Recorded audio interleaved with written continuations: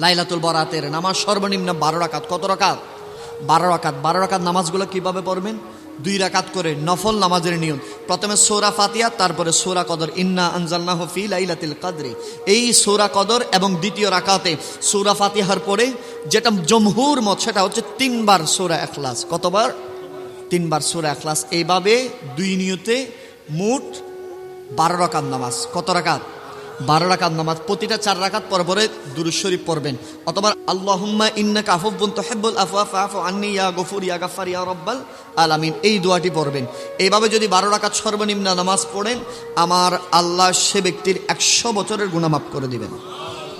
আমার আল্লাহ সে ব্যক্তির রিজিককে বৃদ্ধি করে দিবেন, অন্তরের ভিতরে হিদায়াতের নূর প্রজ্বলিত করে দিবেন, এবং আল্লাহ সেই ব্যক্তির যা কিছু চাই নেক দোয়াগুলো আল্লাহ কবুল করে নেবেন। আমরা পারবো ইনশা? আরো জোরে বলেন ইনশা। আমরা শবে বারাতে রোজা রাখবো, বলেন ইনশা।